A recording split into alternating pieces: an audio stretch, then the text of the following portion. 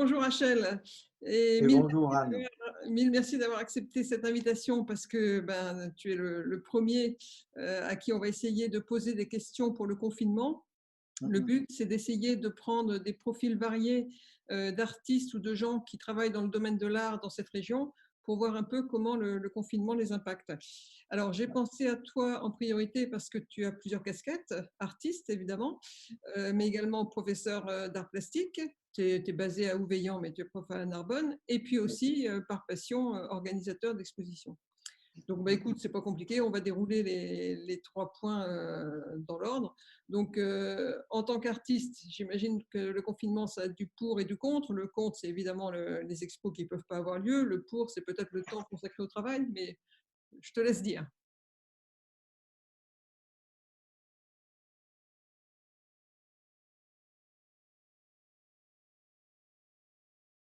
Voilà. Oui, effectivement, le pour, ça me permet de rouvrir des vieux dossiers que j'avais oubliés depuis quelques années, donc en cherchant, parce que j'avoue que l'inspiration, elle est un peu partie à la trappe, là, avec ce qui est arrivé, ça m'a un peu coupé l'énergie. Donc en allant fouiller dans des vieux dossiers, j'ai retrouvé des documents, donc je suis reparti là sur un scénario d'une BD que j'avais laissé tomber il y a très longtemps. Donc, je suis reparti sur les croquis, les dessins, et donc je me remets à l'écriture. J'ai même retrouvé des écrits. Je me suis dit, ah, tu as fait ça, tu étais capable de faire ça.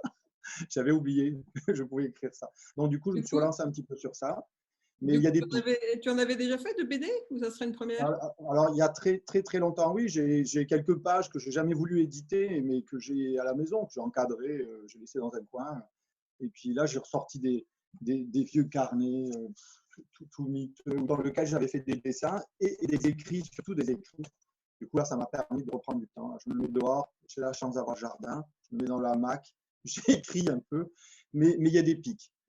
En écoutant les médias, la télé, ce qui se passe autour, il y a des moments donnés, je referme tout, je cogite plutôt. Là, du coup, après, il n'y a plus rien qui sort. Donc, il y a des moments, ça monte, ça descend. Voilà.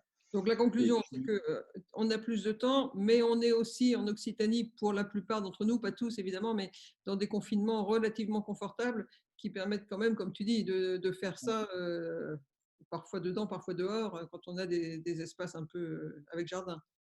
ah oui, c'est ça. Oui, oui. Moi, quand je vois avec d'autres collègues sur Internet, quand on discute, il y en a vraiment, ils sont pas dans les conditions que nous on a, enfin, que j'ai ici. Moi, je peux sortir, je peux encore me promener dehors avec les animaux, enfin, Mhm. quand il faut, bien sûr, mais en étant à la campagne, c'est vraiment pratique. Donc voilà, au niveau créatif, c'est plutôt ça. Et sinon, sur le virtuel, donc là, je reprends le numérique, puisque ça fait partie intégrante de mon travail. Donc là, je suis en train de construire des nouvelles pièces, mais c'est long. Alors déjà, c'est long d'être enfermé, et ce travail était déjà un travail où je suis toujours enfermé. Donc là, j'essaye de trouver le juste milieu, quoi. D'accord. Voilà. Et sinon, en tant qu'artiste, tu avais des expositions, toi, Oui. solo, qui ont été annulées ou qui vont être reportées l'an prochain ou reportées de quelques mois? Comment ça se passe? Alors, il y avait, alors c'était plutôt des expos qui étaient des expos collectifs. Donc là, il y en avait une qui devait être à Carcassonne, qui était sur Dame Carcasse, là, avec tout un Oui. groupe d'artistes occitans et qui devait se dérouler, enfin se terminer la semaine dernière. Donc, qui a été annulée. Par contre, toutes les œuvres, elles sont faites, elles ont été produites, elles sont engrangées et normalement, peut-être que le responsable culture va nous décaler l'expo peut-être en septembre, peut-être, on verra. Et un mal pour un bien, peut-être que là on y gagnera, on sera peut-être dans la cité, on verra, je sais pas. Voilà, mais c'est toujours point d'interrogation. Donc c'est une énergie qui a été mise dans des travaux artistiques, qui est mise de côté. Et j'ai un point d'interrogation, on ne sait pas. On n'a pas de certitude si oui, c'est reconduit, pas reconduit. Alors du coup, se projeter avec une énergie sur ça, en sachant qu'il y a encore des doutes, c'est compliqué. Ouais, bien sûr. Donc, du coup, je préfère me mettre dans des nouveautés ou des choses qui n'ont aucun objectif, aucune perspective, en me disant, voilà, là, je me sens un peu plus serein que d'avoir un stress de me dire, je l'ai fait, ça ne sera peut-être pas mis. Enfin, bon, D'accord. c'est Alors, c'est l'autre compliqué. conséquence que je vois, moi, possiblement pour les artistes et aussi pour les galeries, ça, elle est valable pour les deux, c'est les ventes. Clairement, on est dans un temps de confinement où c'est compliqué pour les acheteurs de voir les ventes, mais clairement aussi, on est dans un temps psychologique où peut-être que l'après-confinement, la priorité ne sera pas à l'achat d'œuvres d'art. Oui. Oui, j'en ai discuté là sur un projet là, où je montais les expos personnellement. J'étais avec Tatiana Rosenblatt, une autre artiste qui est à Capestan, pas loin, et on en a parlé, là, on converse pas mal. Elle me disait déjà qu'on était pas bien lotis au niveau de tout ce qui était vente ces derniers temps. Là, à la rentrée, les gens ne vont pas être du tout dans la mentalité enfin, à notre niveau, ou alors il faut vraiment être très, très, très connu, mais à notre niveau, sur notre région, là, je trouve que ça va être un peu compliqué. Ben Parce oui, bien sûr. que dans la mentalité, je ne pense pas que les gens vont avoir envie tout de suite dans une autre expo, ils vont plutôt avoir envie d'aller s'aérer, regarder, mais alors de là à racheter avec tout Ça ce qu'on sera a pas- besoin en ce moment, ça fait un peu compliqué,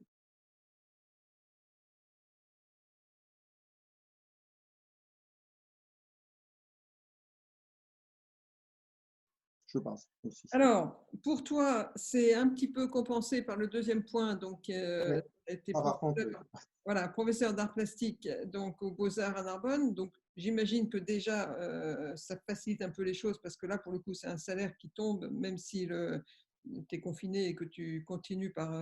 Alors, comment ça se passe? Parce que c'est pas non plus professeur en collège ou en lycée, c'est professeur aux Beaux-Arts. Donc, tu les suis de la même manière en ligne? Tu as inventé des nouveaux exercices? Comment?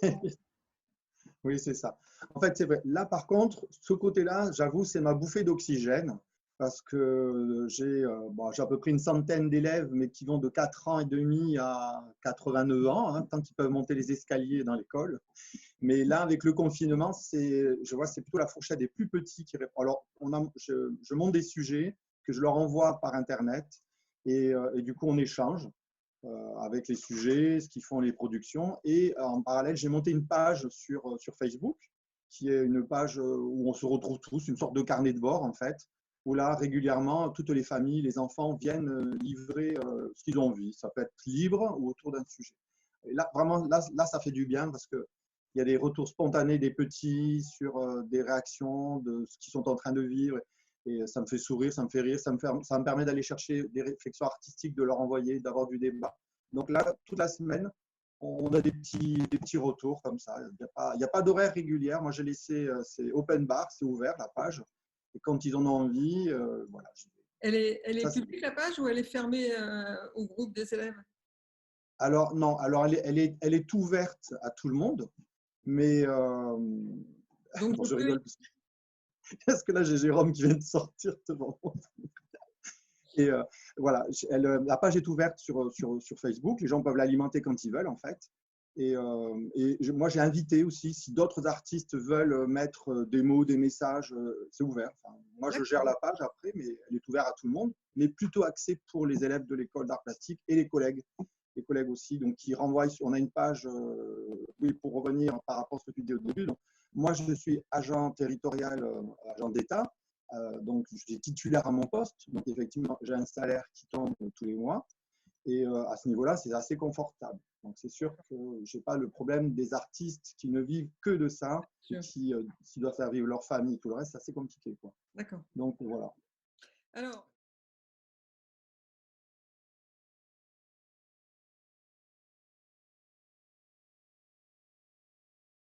Alors, le troisième point qui était intéressant et qui là est un peu dramatique parce que c'est l'annulation de l'exposition à la cave de, je n'oublie toujours le nom, Oui, voilà, à la grange cistercienne de Fontcalvi, voilà.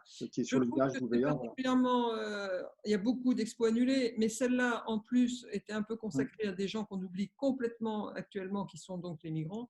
Donc ça aurait permis de mettre un coup de projecteur sur ces gens-là qui maintenant enfin, on le sait, une info chasse l'autre. Donc, les migrants, les conflits au Syrie, au Yémen, etc., plus personne n'en parle. Donc, c'est d'autant plus dommage. Donc, qu'est-ce que va devenir cette exposition? Est-ce qu'elle pourra quand même avoir lieu après? En sachant qu'en plus, Alors, avec t'explique qu'il y a eu un travail inimaginable et collectif de fait autour de ce projet. oui, tout à fait. Donc, c'était Main tendue pour traverser, qui était une expo en lien avec les migrants, comme tu étais en train de dire, donc qui associait, bon, j'ai fait un appel à candidature d'artistes, et il y avait à peu près 6 ou 7 artistes qui sont restés sur l'expo, et ça tournait autour de Paul Hasenforder, je veux dire des bêtises, mais c'est un origamiste, Hasenforder, qui est une personne quand même qui s'est aussi très âgée, Et moi, je me suis posé la question, si on reconduit l'expo, ça va être un peu compliqué. Comment lui il sera? Est-ce que, enfin, j'espère que tout finira bien pour tout le monde. Parce que ça aussi, c'est le côté, on se demande, là, on converse avec des artistes, même avec mes élèves. Hein, quand j'ai la liste des élèves, j'ai voyé un par un, je me suis mis même à pleurer à un moment donné parce que je me suis dit, quand on va reprendre, est-ce que je les aurai tous? Et ça m'a un peu, voilà. Mais bon, bref. L'expo des migrants, par contre, voilà. Alors, comme je la gère et que c'est avec la municipalité d'Ouveillan qui me laisse carte blanche pour l'expo, je pourrais la reconduire après le confinement. Sauf qu'elle ne sera certainement pas de la même manière. Parce qu'on ne va pas pouvoir restructurer toute l'expo, parce qu'on avait pas mal de partenaires associatifs, qui étaient des associations de migrants aussi, dans les disponibilités des gens. Là, la moitié des artistes venaient de Nîmes, quelques-uns venaient de la région, mais il y avait pas mal de Nîmes. Donc, on remet tout en place et on avait des partenaires. Il y avait une chorale qui s'était associée avec nous, avec 40 choristes. Ça va être un peu compliqué. Il y avait une compagnie de danse qui s'était mis dessus. Il y avait des performeurs qui s'étaient rajoutés pour faire des parties off. Les vendredis, on avait décidé sur les 3 semaines de faire des actions, des moments de conférence. Essayer d'avoir les gens, du débat, faire venir les gens. Ça va être un peu. Alors, peut-être une autre formule. Peut-être, je ne sais pas, ça ne sera pas la même. Alors, ce qui est dommage, c'est que là, avec les affiches, les flyers, toute la com, enfin, moi je m'investis dans l'histoire à mon niveau financier, je veux dire, et là, tout est tombé à l'eau. Il va falloir tout relancer. Donc, je suppose que, comme le lieu, je peux l'avoir quand je veux, cette grange cistercienne, ça, c'est ça qui est bien. Donc, je sais qu'en septembre, alors peut-être que pour les journées du patrimoine, si on n'est plus confiné, si tout va bien, je sais que je vais relancer peut-être l'expo, mais elle sera sous une autre forme. Ça sera, je pense. Ouais. Ok. On verra.